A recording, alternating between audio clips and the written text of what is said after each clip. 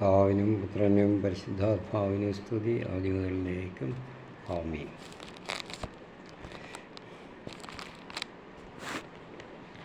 കർത്താവിൽ പ്രിയപ്പെട്ടവരെ, നമ്മൾ കഴിഞ്ഞ എപ്പിസോഡിൽ 21 വരെയുള്ള വാക്യമാണ് പറഞ്ഞു വെച്ചത്. നമുക്ക് ബാക്കി ഭാഗം തുടങ്ങാം. ചെറുതായിട്ട് അതിനെപ്പറ്റിയുള്ള ഒരു ചെറിയ അറിവെങ്കിലും നമ്മൾക്ക് ലഭിക്കണം. ബൈബിളിനെ പറ്റി, ബൈബിൾ വായിക്കുമ്പോൾ എന്താണെന്ന് മനസ്സിലാക്കണം ചെറുതായിട്ടെങ്കിലും. അതിനുവേണ്ടിയുള്ള ഒരു പരിശ്രമമാണ് ഇതിലൂടെ നടത്തുന്നത്. നമുക്ക് ഇടയന്മാർ യേശുവിനെ സന്ദർശിക്കാൻ പോയത്, അവർക്ക് അറിയിപ്പ് മാലാഖമാരിൽ നിന്നെങ്കിലും ലഭിച്ചത് ഒക്കെ നമ്മൾ വായിച്ചു. പിന്നെ ശിശുവിൻ്റെ പരിച്ഛേദനം അതും പറഞ്ഞു. നമ്മൾ അവിടെ കണ്ടത് യേശുവിൻ്റെ ജനനം, രക്ഷകൻ്റെ ജനനം അറിയിച്ചത് സമൂഹത്തിലെ ഏറ്റവും മാറ്റി നിർത്തപ്പെട്ടവരാണ്. ഒരു മുഖ്യധാരയിലേക്ക്, സമൂഹത്തിൻ്റെ മുഖ്യധാരയിലേക്ക് അതിനടുത്ത് പോലും അവരെ അടുപ്പിക്കത്തില്ലായിരുന്നു. അങ്ങനെയുള്ള ജനങ്ങളെയാണ് ദൈവം തൻ്റെ സദ്വാർത്ത സ്വർഗം അറിയിച്ചത്. അപ്പോൾ ആട്ടിടയന്മാർ അല്ല, അവർ ബേത്ലഹേമിലേക്ക് പോയി. ഉടനെ ശിശുവിനെ കണ്ടു. ശിശുവിനെക്കുറിച്ച് തങ്ങളോട് പറയപ്പെട്ട കാര്യങ്ങൾ മറ്റുള്ളവരെ അവർ അറിയിച്ചു. കേട്ടവരെല്ലാം ഇടയന്മാർ തങ്ങളോട് പറഞ്ഞ സംഗതികളെക്കുറിച്ച് അത്ഭുതപ്പെട്ടു. അതായത് ഇടയന്മാർ പോയി അവർ കേട്ടു, അവിടെ പോയി കണ്ടു, അവർ ഗ്രഹിച്ചു, അറിഞ്ഞത് അവർ മറ്റുള്ളവരോടെല്ലാം പ്രഘോഷിച്ചു. ദൈവത്തെപ്പറ്റി അറിയുമ്പോൾ, കർത്താവിനെക്കുറിച്ച്, രക്ഷയെക്കുറിച്ച് അറിയുമ്പോൾ, അത് യേശുവിനെക്കുറിച്ച് അറിയുമ്പോൾ നമ്മൾ അത് മറ്റുള്ളവരോട് പ്രഘോഷിക്കണം, മറ്റുള്ളവരെയും കൂടെ അറിയിക്കണം. അത് നമുക്ക് വേണ്ടി മാത്രമായിട്ട് ഉള്ള ഒരു അറിയിപ്പല്ല, അതൊരു അറിവല്ല. അത് അറിഞ്ഞിട്ടില്ലാത്തവരെയും കൂടെ അറിയിക്കുക എന്നുള്ളതാണ്. അത് നമുക്കുള്ള ഒരു പാഠം കൂടിയാണത്. അത് നമ്മൾ മനസ്സിലാക്കണം. ലൂക്ക ഇവിടെ പറയുന്നത് അത് മൂടി വയ്ക്കാനുള്ളതല്ല, സ്വന്തമായിട്ട് ആസ്വദിക്കാനുള്ളതല്ല, ലൗകിക സുഖം പോലെ അല്ല, മറ്റേത് ആത്മീയ സൗഖ്യം എല്ലാവർക്കും കൂടി പകർന്നു കൊടുക്കാനാണ്. ഇടയന്മാർ തങ്ങളോട് പറഞ്ഞ സംഗതികളെക്കുറിച്ച് അവർ ജനങ്ങളിൽ അത്ഭുതപ്പെട്ടു. അപ്പോൾ ഇവർ യേശുവിനെ പോയി കണ്ട് അവർ ഈ കണ്ടതെല്ലാം തിരിച്ച് പോകുന്ന വഴിക്കെല്ലാം എല്ലാവരോടും വിളിച്ച് പറഞ്ഞുകൊണ്ട് പോയി. നിങ്ങളറിഞ്ഞോ, ഇന്നതാണ് കാര്യങ്ങൾ, ഇങ്ങനൊരു സുവിശേഷം, സദ്വാർത്ത ഞങ്ങൾ അറിഞ്ഞു, അത് നിങ്ങളെയൊക്കെ അറിയിക്കുകയാണ്, എല്ലാവരെയും അറിയിക്കണം. ഞങ്ങളോടും പറഞ്ഞു, എല്ലാ സകല ജനതകൾക്കും വേണ്ടിയുള്ളതാണെന്ന് ദൂതന്മാർ ഞങ്ങളോട് പറഞ്ഞു എന്ന് ഒക്കെ അവർക്ക് അനുഭവപ്പെട്ട കാര്യങ്ങൾ, അവർ കേട്ടതെല്ലാം സ്വർഗീയ സംഗീതവും മാലാഖമാരുടെ വ്യൂഹങ്ങളുടെ ആ സംഗീതവും എല്ലാം അവരോട് നടന്നതെല്ലാം അതുപോലെ അറിയിച്ചു. അവരുടെ ശുദ്ധ മനസ്ഥിതിയാണ് ഇടയന്മാരുടെ. അവർക്ക് അതൊന്നും ഒളിക്കാനൊന്നുമില്ല. അവിടെ തുടർന്ന് മുഴുവനും അങ്ങ് പറഞ്ഞിരുന്നു എന്നാണ് അനുമാനിക്കേണ്ടത്. മറിയമാകട്ടെ ഇവയെല്ലാം ഹൃദയത്തിൽ സംഗ്രഹിച്ച് ഗാഠമായി ചിന്തിച്ചു കൊണ്ടിരുന്നു. ഇതാണ് മറിയം ഈ പറഞ്ഞു കേട്ടതെല്ലാം ഹൃദയത്തിൽ സംഗ്രഹിച്ചു. നമുക്ക് പൂർണ്ണമായിട്ട് മനസ്സിലാക്കാൻ കഴിയാത്തതെല്ലാം ഹൃദയത്തിൽ അടക്കി സംഗ്രഹിച്ച് ദൈവിക കാര്യങ്ങളാണ്. അതിനെപ്പറ്റി ഇനിയും പലരോടും പറഞ്ഞ് മനസ്സിലാകാത്ത കാര്യം മറ്റുള്ളവരോട് പറയുക എന്നുള്ളതല്ല, അത് ഹൃദയത്തിൽ സംഗ്രഹിച്ചു ചിന്തിച്ചു കൊണ്ടിരുന്നു, അല്ലെങ്കിൽ ധ്യാനിച്ചു കൊണ്ടിരുന്നു എന്നുള്ളതാണ്. തങ്ങളോട് പറയപ്പെട്ടതുപോലെ കാണുകയും കേൾക്കുകയും ചെയ്ത സകല കാര്യങ്ങളെയും കുറിച്ച് ദൈവത്തെ മഹത്വപ്പെടുത്തുകയും സ്തുതിക്കുകയും ചെയ്തുകൊണ്ട് ഇടയന്മാർ തിരിച്ചുപോയി. അപ്പോൾ ഇതാണ് നമ്മൾ നിർത്തിയ ശിശുവിൻ്റെ പരിച്ഛേദനമായപ്പോൾ അവൻ ഗർഭത്തിൽ ഉരുവാകുന്നതിന് മുൻപ് ദൂതൻ നിർദ്ദേശിച്ചിരുന്ന യേശു എന്ന പേരവന് നൽകി. മോശയുടെ നിയമം അനുസരിച്ച് ശുദ്ധീകരണത്തിനുള്ള ദിവസങ്ങൾ പൂർത്തിയായപ്പോൾ അവർ അവനെ കർത്താവിന് സമർപ്പിക്കാൻ ജെറുസലേമിലേക്ക് കൊണ്ടുപോയി. ശുദ്ധീകരണത്തിനുള്ള നിയമങ്ങൾ അറിയാമല്ലോ.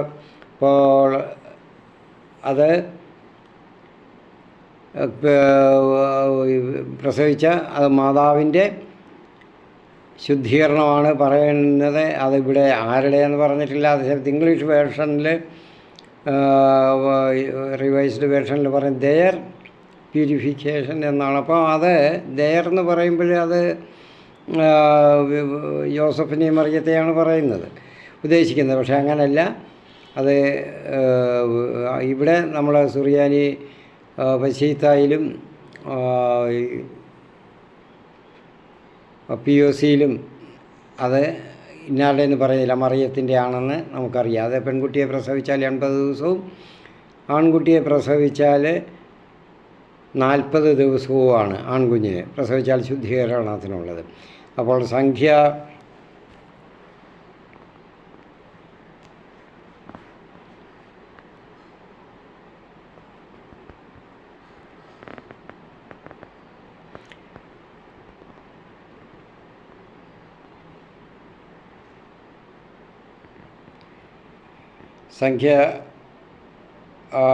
പുസ്തകത്തിൽ 12 ലേവ്യ പുസ്തകത്തിൽ 12 അധ്യായം 2 മുതൽ 8 വരെയുള്ള വാക്യങ്ങളിൽ അത് പറയുന്നുണ്ട്. വ്യക്തമായിട്ട് ഒരു ദിവസവും ഓരോ കാര്യങ്ങൾ പറയുന്നു.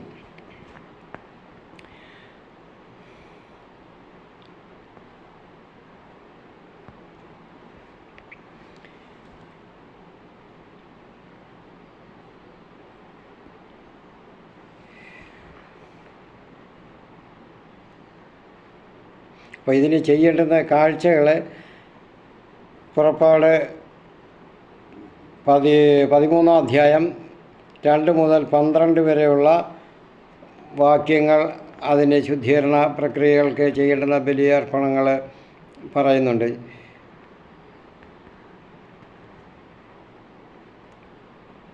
അതായത് ഒരു വയസ്സായ ഒരു ആട്ടിൻകുട്ടിയെയും ഒരു കുരുവിയെയും ഒരു പ്രാവിനെയുമാണ് അവിടെ സമർപ്പിക്കേണ്ടുന്നത്, ബലിയായിട്ട് അർപ്പിക്കേണ്ടുന്നത്. അതിനു പകരം അല്ലെങ്കിൽ ആട്ടിൻകുട്ടിയെ അർപ്പിക്കാൻ പറ്റിയില്ലെങ്കിൽ 2 പ്രാവിനെയും 2 കുരുവികളെയും അർപ്പിക്കണം. അതാണ് ഇവിടെ മേരി ചെയ്തത്. മാതാവും ഔസേപ്പിതാവും രണ്ടുപേരും കൂടെ പോയെന്നാണ് ഇവിടെ ലൂക്ക പറയുന്നത്. അവർ അവിടെ ദൈവാലയത്തിലേക്ക് പോയി.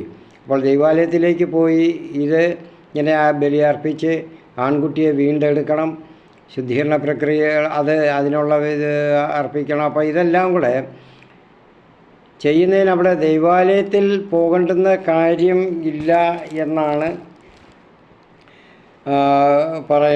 പറയുന്നത്.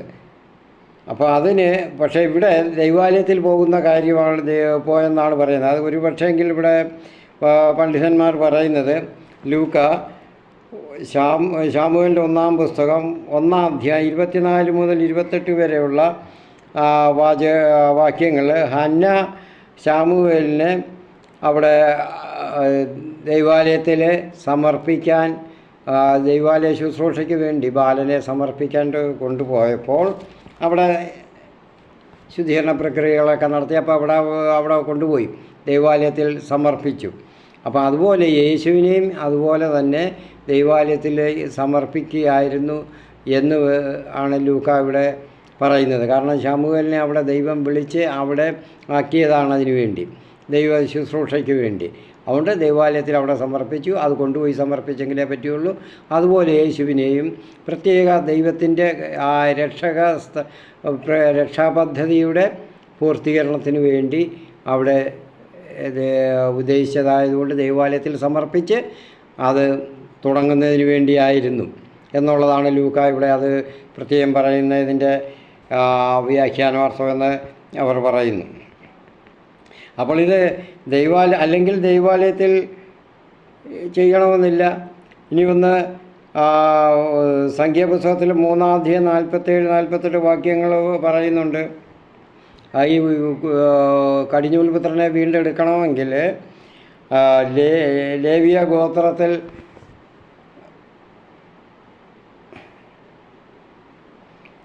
പുരോഹിത ഫാമിലിയിൽപ്പെട്ട കുടുംബത്തിൽപ്പെട്ട ആർക്ക് ആ ഒരു അംഗത്തിന് ആർക്കെങ്കിലും ഒരു 5 ഷെക്കൽ നാണയം പണം കൊടുത്ത് കുഞ്ഞിനെ വീണ്ടെടുക്കുക. അതിന് ദേവാലയത്തിൽ പോകണമെന്നില്ല. അപ്പോൾ അങ്ങനെ ചെയ്യാം. പക്ഷേ ഇവിടെ ലൂക്ക അതിനെപ്പറ്റി ഇവിടെ ഒന്നും മിണ്ടുന്നില്ല, ആ ഒരു നിയമത്തെപ്പറ്റി. സംഖ്യാപുസ്തകം 3:47-48 പറ്റി ഇവിടെ ഒന്നും മിണ്ടുന്നില്ല, സൈലൻ്റാണ്. അപ്പോൾ അതിൻ്റെ കാരണം ഇതാണ്, അവിടെ ശമൂവേലിനെ ദൈവം ഒരു പ്രത്യേക പദ്ധതിക്കായിട്ട് ആയുഷ്കാലം ശമൂവേലിനെ അവിടെ ദേവാലയത്തിൽ സമർപ്പിച്ചതുപോലെ, ദൈവം ആവശ്യപ്പെട്ടതുപോലെ സമർപ്പിച്ചതുപോലെ യേശുവിനെയും അന്ത്യം വരെയും ദൈവാലയത്തിൽ സമർപ്പിക്കുക എന്നുള്ളതായിരുന്നു എന്നാണ് പണ്ഡിതമതം.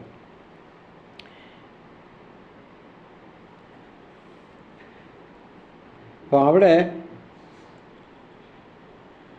ജെറുസലേമിൽ ശിമയോൻ എന്നൊരുവൻ ജീവിച്ചിരുന്നു, പ്രവാചകനാണ് ശിമയോൻ. അപ്പോൾ അവിടെ നീതിമാനായിരുന്നു. ഇവിടെ പറയുന്നുണ്ട് ശിമയോൻ ആരാണെന്ന്. ശിമയോൻ ഒന്ന് നീതിമാനാണ്, ദൈവഭക്തനാണ്, ഇസ്രായേലിൻ്റെ ആശ്വാസം പ്രതീക്ഷിച്ചിരുന്നവനാണ്. ഇസ്രായേലിൻ്റെ ആശ്വാസം എന്ന് പറയുമ്പോൾ രക്ഷ, ഇസ്രായേലിൻ്റെ ആശ്വാസം യഹൂദ ജനത്തിന് രക്ഷ പ്രതീക്ഷിച്ചിരുന്നവനാണ്. രക്ഷ സമാഗതമാകുന്നു, അത് ആ സമയത്ത് പ്രതീക്ഷിച്ചിരുന്നു. അത് ശിമയോനെ പോലെ വളരെ പേരുണ്ട് അങ്ങനെ പ്രതീക്ഷിച്ചിരുന്നവർ. അങ്ങനെ പരിശുദ്ധാത്മാവ് അവൻ്റെ മേൽ ഉണ്ടായിരുന്നു.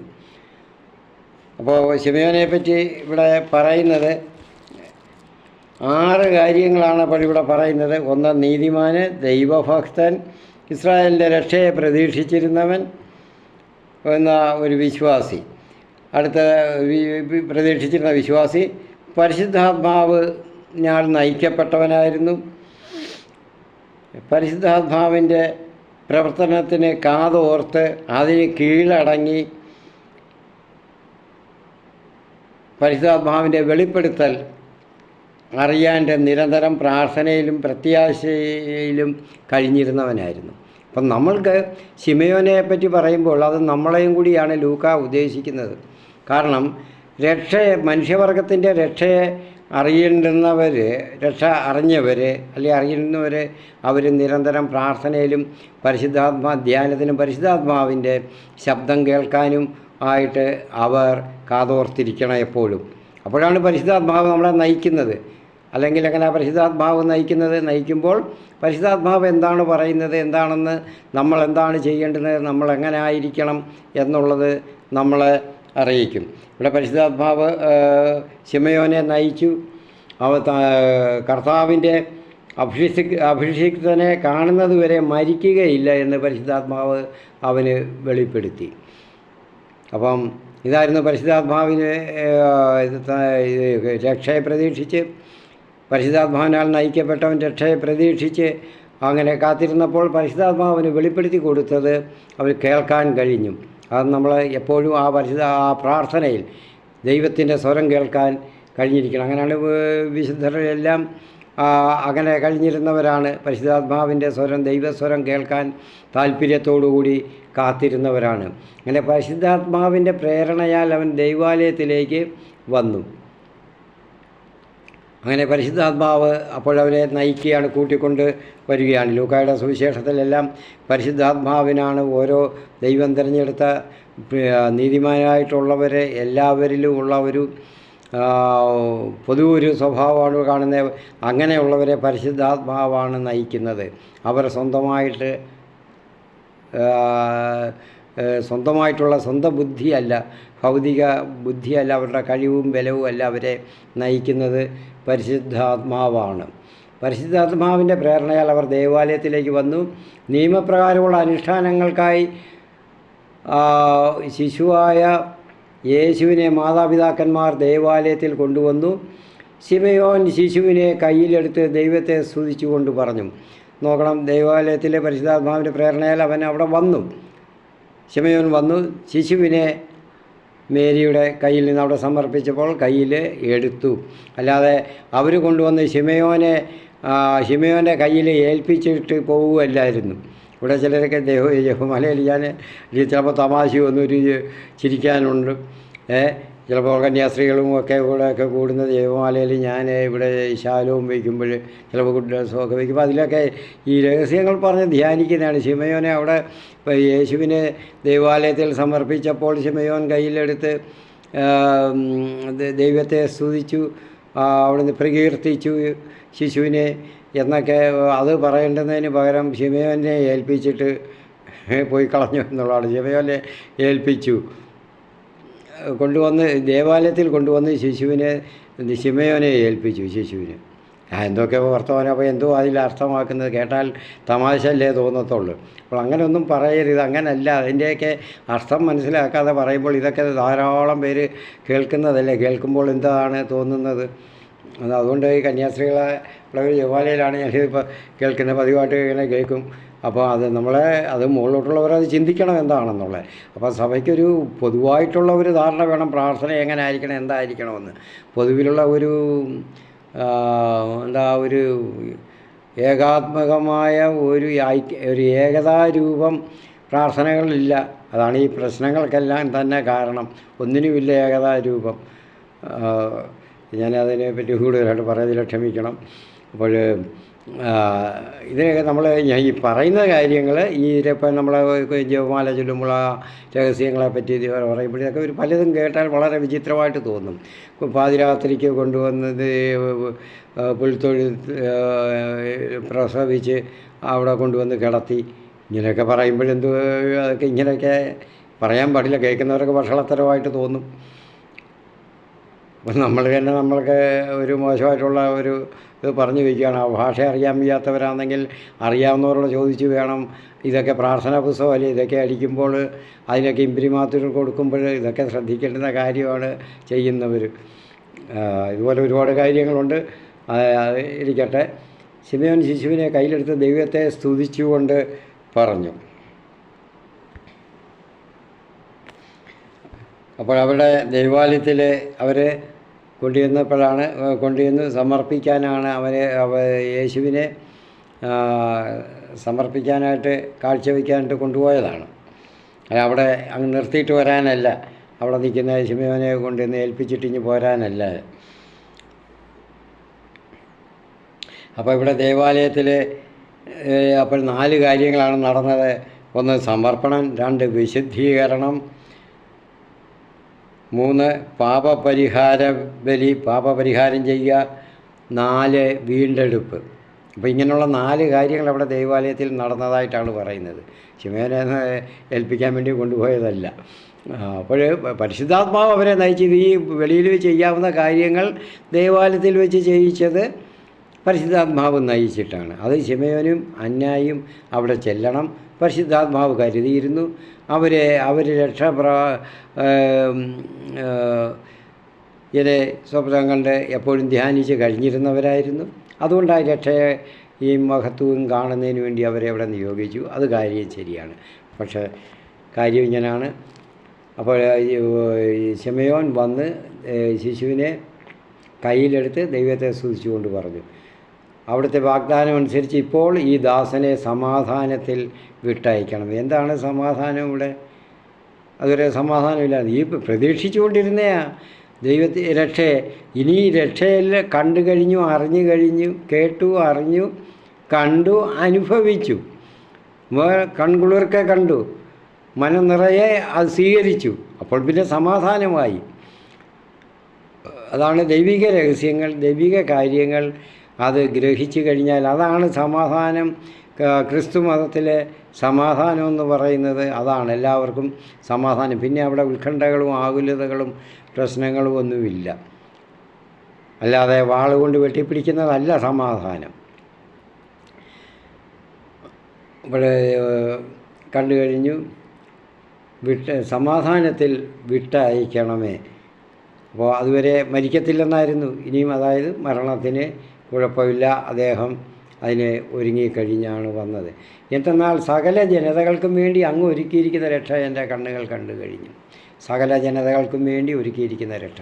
അവിടെ അഗസ്റ്റസ് സീസർ ഞാൻ പറഞ്ഞു, അത് വാളുകൊണ്ട് വെട്ടിപ്പിടിച്ച് അവിടെ സമാധാനം സ്ഥാപിച്ചാണ്. ആരും അനങ്ങത്തില്ല.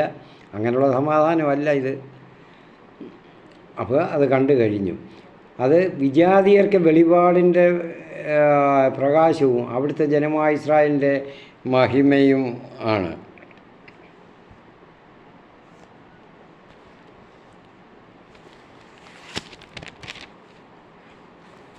അപ്പോൾ യേശയ്യായുടെ പുസ്തകത്തിലെ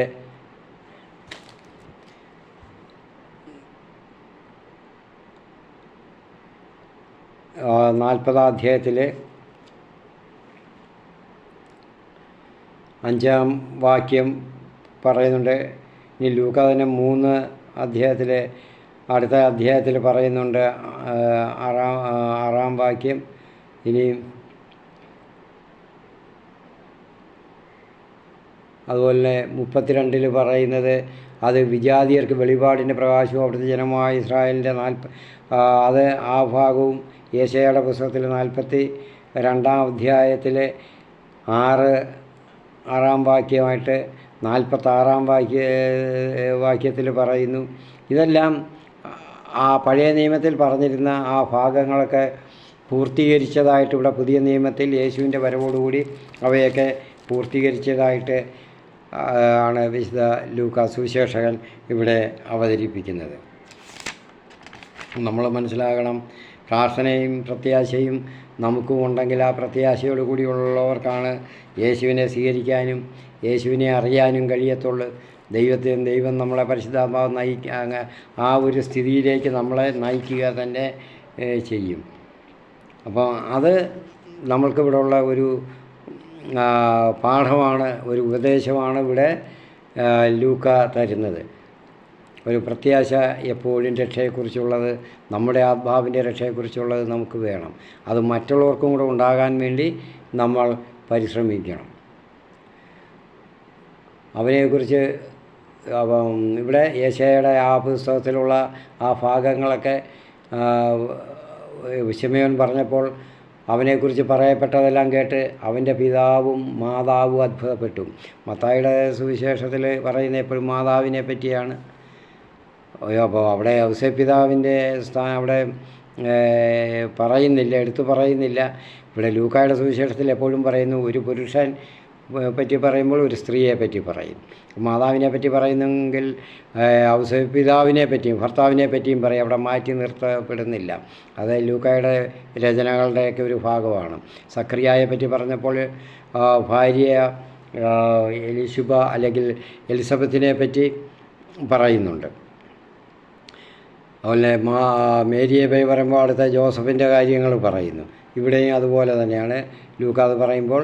അങ്ങനെ എല്ലായിടത്തും തന്നെ ലൂക്ക അത് വിശേഷാലുള്ള കാര്യങ്ങൾ പറയുമ്പോൾ ഒരു പുരുഷനെയും ഒരു സ്ത്രീയെയും ഇവിടെ അവതരിപ്പിക്കുന്നുണ്ട് ആ രംഗത്ത്. അപ്പോൾ എല്ലാവരും അതിൽ മനസ്സിലാക്കേണ്ടുന്ന അരങ്ങിൽ എന്ന് പറഞ്ഞാൽ ആരും രംഗത്ത് കൊണ്ടുവരികയില്ല.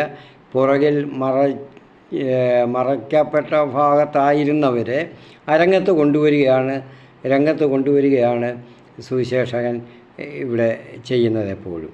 കാരണം സ്ത്രീകളെ ആരും രംഗത്തന്ന് അനുവദിച്ചിരുന്നില്ല, കുഞ്ഞുങ്ങളെ അനുവദിച്ചിരുന്നില്ല മറ്റുള്ളവരുടെ മുൻപിൽ. ഇവിടെ ലൂക്ക എല്ലാവരെയും അവിടെ അവതരിപ്പിക്കുന്നു. എല്ലാവർക്കും സ്ഥാനമുണ്ട്. അതാണ് കർത്താവിൻ്റെ രക്ഷ. യേശുവിനെക്കുറിച്ചുള്ള അറിവ് പൂർണ്ണമാകുന്നത് അങ്ങനെയാണ്. എല്ലാവരും സമന്മാരാണ്, എല്ലാവർക്കും വേണ്ടിയാണ് എന്ന രക്ഷ എല്ലാവർക്കും വേണ്ടിയുള്ളതാണ് എന്നാണ് ഇവിടെ പറയുന്ന പാഠം. ശിമയോൻ അവരെ അനുഗ്രഹിച്ചുകൊണ്ട് അവൻ്റെ അമ്മയായ മറിയത്തോട് പറഞ്ഞു, ഇവൻ ഇസ്രായേലിൽ പലരുടെയും വീഴ്ചയ്ക്കും ഉയർച്ചയ്ക്കും കാരണമാകും. ഇവൻ വിവാദ വിഷയമായ അടയാളവുമായിരിക്കും. അത് ഇസ്രായേലിൽ പലരുടെയും ഉയർച്ചയാണ്, വീഴ്ചയാണ്. ആത്മീയമായിട്ടുള്ള വീഴ്ചകൾ അവർക്കെല്ലാവർക്കും സംഭവിക്കുന്നു. ഉയർച്ചകൾ അവർ വിചാരിച്ചിരിക്കാത്ത അജ്ഞരായിരുന്നവർ, വിദ്യാഭ്യാസവും ഒന്നുമില്ലാതിരുന്നവർ, സാധാരണക്കാരെല്ലാവരും തന്നെ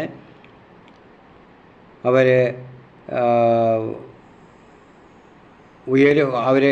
ഉയർച്ചയിലേക്കായി, ഉന്നതിയിലേക്കായി, ആത്മീയ ഉന്നതി പ്രാപിച്ചു. തങ്ങളാണ് ആത്മീയ ഉന്നതി പ്രാപിച്ചവർ എന്ന് അനുമാനിച്ചിരുന്നവരെല്ലാം താഴ്ത്തപ്പെട്ടു. അതാണ് ഇവിടെ പറയുന്നത്. ഇവൻ ഇസ്രായേലിൽ പലരുടെയും വീഴ്ചയ്ക്കും ഉയർച്ചയ്ക്കും കാരണമാകും.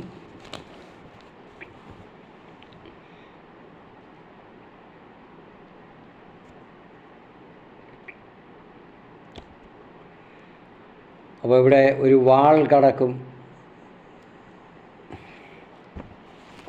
എന്ന് പറഞ്ഞപ്പോൾ മാതാവിൻ്റെ വ്യാകുലങ്ങളെ പറ്റിയാണ് പറയുന്നത് എന്ന് സഭ പഠിപ്പിക്കുന്നു. ഇവിടെ നമുക്ക് ഈ ഭാഗങ്ങൾ സുവിശേഷത്തിൽ തന്നെ ഈ സുവിശേഷത്തിൽ ആരംഭ ഭാഗത്ത് തന്നെ ഉണ്ട്. യേശുവിൻ്റെ അമ്മ മറിയം വളരെ യേശുവിന് വേണ്ടി തന്നെ മാത്രമായിട്ട് ഉണ്ണിയെ നോക്കാൻ, അവനെ ജീവിതത്തിൽ ഏറ്റവും വലിയവനാക്കാൻ ഔസേപ്പ് പിതാവും മാതാവും വളരെയധികം പരിശ്രമിച്ച് വരികയാണ്. അപ്പോഴാണ് സകലതും അവരുടെ സകല പ്രതീക്ഷയും സകലതും അവനിലാണ്. പക്ഷേ മാതാവിൻ്റെ ഹൃദയത്തിലൊരു വാൾ കടക്കും. അത് അപ്പോഴും തന്നെ യേശുവിൽ തന്നെ അത് നിറവേറുന്നുണ്ട് പലപ്പോഴായിട്ട്.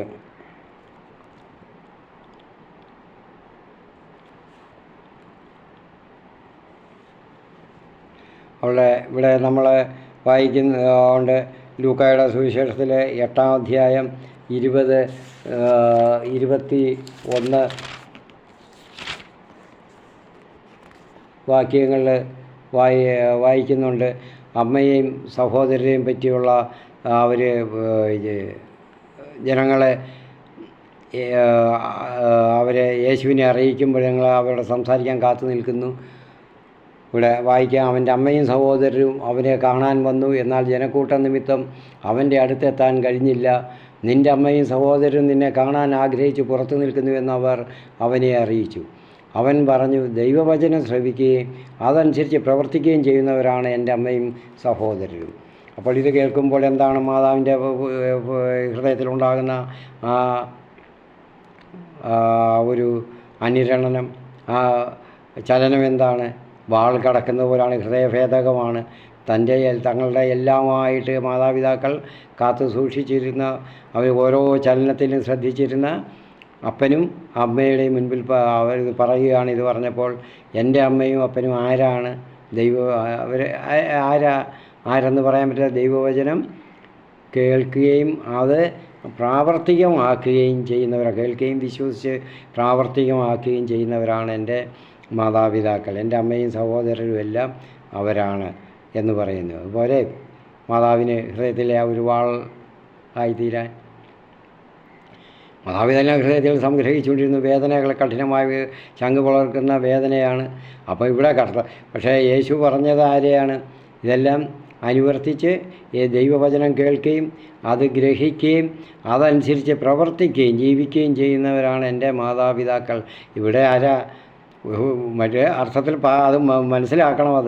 അത് യേശു പറഞ്ഞ അക്ഷരാർത്ഥത്തിൽ എടുത്തുകൊണ്ടാണ് ചിലർ പറയുന്നത്. മാതാവിനെയും പിതാവിനെയൊക്കെ യേശു കാര്യമാക്കിയിരുന്നില്ല.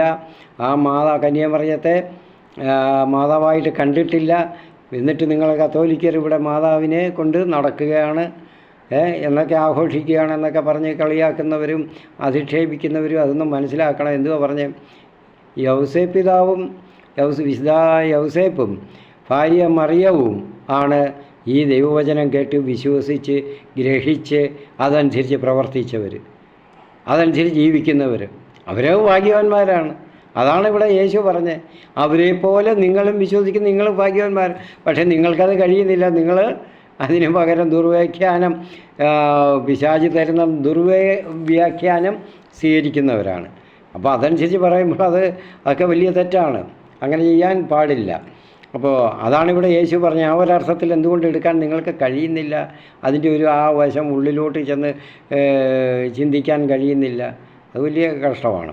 കാരണം ഒന്നും പഠിക്കാഞ്ഞിട്ടല്ല, എങ്ങനെ ഇതിനെതിരായിട്ട് പറയാൻ പറ്റും എന്നുള്ള ഒരു ഗവേഷണം നമ്മുടെ തലച്ചോറിൽ, നിങ്ങളുടെ തലച്ചോറിൽ നടക്കുന്നു. അവരുടെ തലച്ചോറിലും അതാരാ കൊടുക്കുന്നത്? അങ്ങനെയുള്ള എതിരായിട്ട് പറയുന്നതിന്, വേദവാക്യത്തിൻ്റെ എതിരായിട്ട് പറയുന്നത് സാത്താൻ തന്നെയാണ്.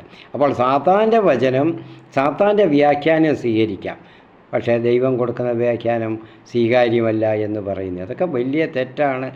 ഇതൊക്കെ പാഷണ്ഡതയാണ്. അതിനെയാണ് പാഷണ്ഡത എന്ന് പറയുന്നത്. ഇപ്പോൾ ആധുനിക കാലത്തെ പാഷണ്ഡത. മുൻപ് നേരത്തെ ഉണ്ടായിരുന്നു. ഇടക്കാലത്ത്, ആദ്യകാലത്ത്, പിന്നെ നവോത്ഥാന കാലത്ത് ഒക്കെ ഓരോ ഭാഷണതകൾ ഇറങ്ങിയിരുന്നു. ഇപ്പോഴും ഉണ്ടത്, തുടരുകയാണ്. ഇത് ഇപ്പോൾ ഇങ്ങനെയുള്ളവരിൽ കൂടി ഞാൻ നിങ്ങളെന്നൊക്കെ പറയുമ്പോൾ കേൾക്കുന്നവരെല്ലാവരും ഒന്നും അങ്ങനെയുള്ളതല്ല. അപ്പോൾ നമ്മളൊക്കെ ഉൾപ്പെടുന്ന സമൂഹത്തിലുള്ള ചിലരുടെ ഭാഷണതകൾ അതാണ്. അപ്പോൾ വലിയ തെറ്റാണ്. സുവിശേഷത്തിന് വിരുദ്ധമായിട്ടുള്ള ചിന്തകളും പഠിപ്പിക്കലുകളുമാണത്. അങ്ങനെയുള്ള പ്രബോധനങ്ങൾ നിർത്തുകയാണ് നല്ലത്.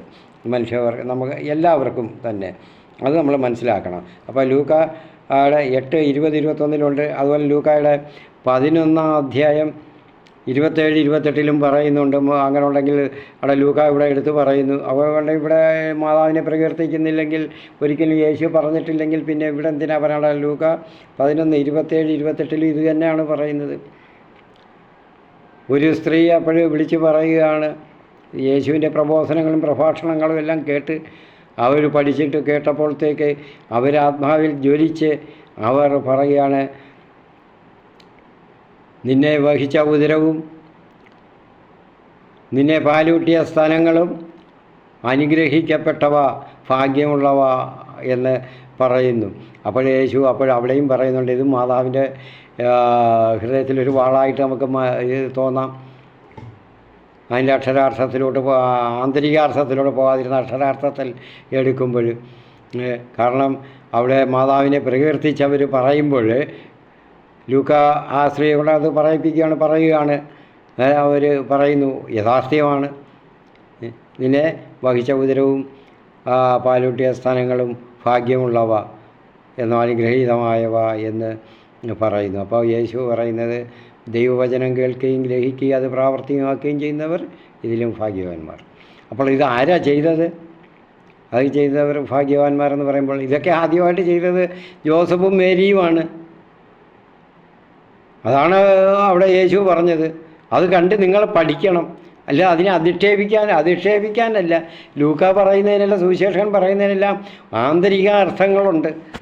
വെറുതെ അക്ഷരാർത്ഥത്തിലുള്ള അർത്ഥങ്ങളെടുത്ത് അതിനെ വ്യാഖ്യാനിക്കാൻ നിങ്ങൾക്ക് തോന്നുന്ന വിധത്തിൽ പിശാചിൻ്റെ തരുന്ന ദുർബോധനം അനുസരിച്ച് വ്യാഖ്യാനിക്കാനുള്ളതല്ല ആർക്കും.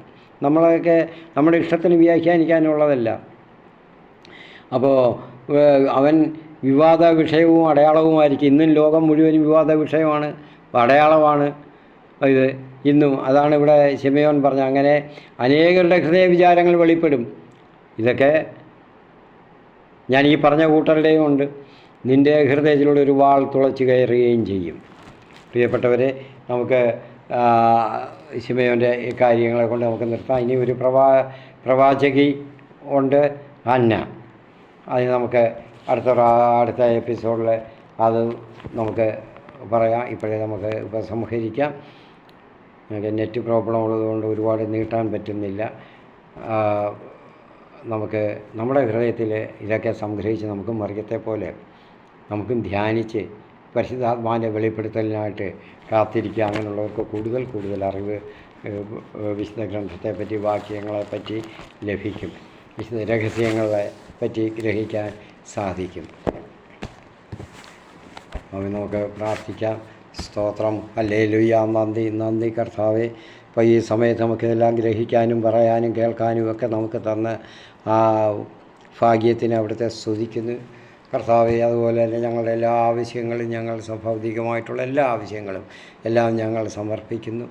എല്ലാം അവിടുത്തെ ഈ ഇംഗിതത്തിനായിട്ട് സമർപ്പിക്കുന്നുവെങ്കിലും ഞങ്ങളുടെ മാനുഷികമായിട്ടുള്ള ബലഹീനതകളാൽ ഞങ്ങളെല്ലാം വീണ്ടും ഞങ്ങൾ പറഞ്ഞു ചോദിക്കുകയാണ്. ഞങ്ങളുടെ രോഗങ്ങളും വിവരങ്ങളും സൗഖ്യങ്ങളും എല്ലാം അവിടത്തേക്ക് സമർപ്പിക്കുന്നു. ഇതുവരെ തന്നതിനെല്ലാത്തിനും അവിടത്തേക്ക് നന്ദി അർപ്പിക്കുന്നു കർത്താവേ. പിതാവേ, അവിടുത്തെ പുത്രനായ യേശു ക്രിസ്തുവിൻ്റെ നാമത്തിൽ ഞങ്ങൾ നന്ദി അർപ്പിക്കുന്നു. സ്തോത്രം, ഹല്ലേലൂയ, ഹല്ലേലൂയ, നന്ദി. ഇനിയും പ്രാർത്ഥിക്കാൻ ഞങ്ങളുടെ പ്രാർത്ഥന സഹായം ആവശ്യപ്പെട്ടിട്ടുള്ളവർക്കുള്ള കാര്യങ്ങളെല്ലാം ഞങ്ങൾ സമർപ്പിക്കുന്നു.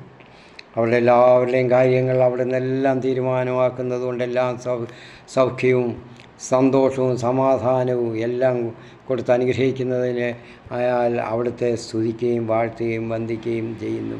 പിതാവേ, അവിടുത്തെ പുത്രനും ഞങ്ങളുടെ രക്ഷിതാവായ യേശു ക്രിസ്തുവിൻ്റെ നാമത്തിൽ അവിടുത്തേക്ക് സ്തോത്രം, സ്തുതി, മഹത്വം ഉണ്ടായിരിക്കട്ടെ. ആമീൻ. പിതാവിൻ്റെയും